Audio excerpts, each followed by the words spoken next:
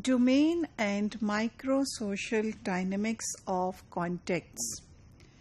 Now, going a little bit deeper into domains, we realize that this appropriate definition of what a domain is actually requires insights into the socio-cultural dynamics.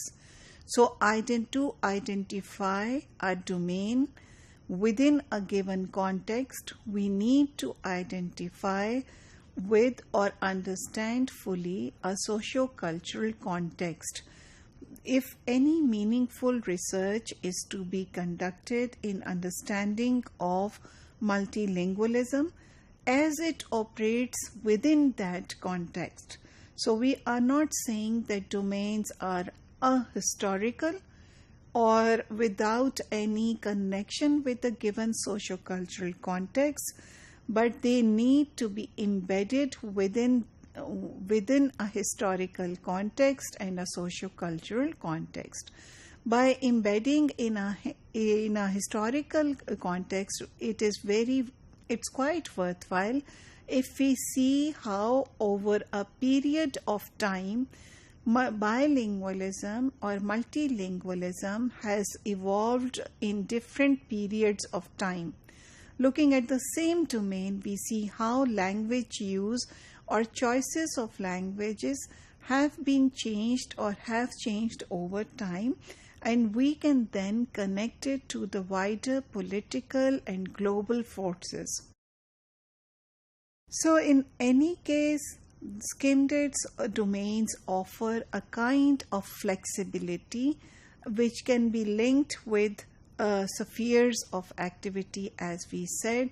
So by flexibility that it offers, we mean that although he has identified 9 domains, it does not by any chance mean that these are the only domains we need to work with.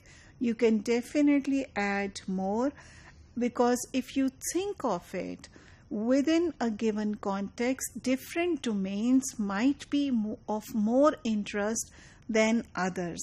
For instance, if you want to study multilingualism or the development of bilingualism in children's language, then different kinds of domains might be more appropriate to study that phenomena. Similarly, in immigrant contexts, when immigrants move into a new country, then again different domains and lesser domains might be required to see how those immigrants actually develop bilingualism and how they move from bilingualism to multilingualism.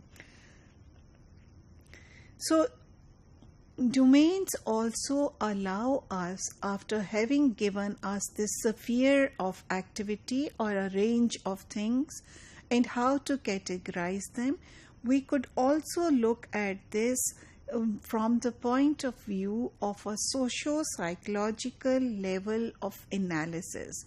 That is, we see how does psychology of individuals that works within a social context, and how do things like and how do variables like intimate, informal, formal and intergroup relationships, how do the dynamics within that, how do the socio-psychological dynamics involved in these areas, how do they configure domains, how do they relate to the language choice and language use.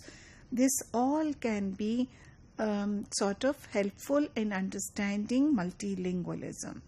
So what we are saying is, by the interrelationship between micro-social dynamics within a given domain, we can sort of identify certain patterns in language choice which are more tangible and more easy to understand, and it gives us a clarity of understanding that we are looking forward to.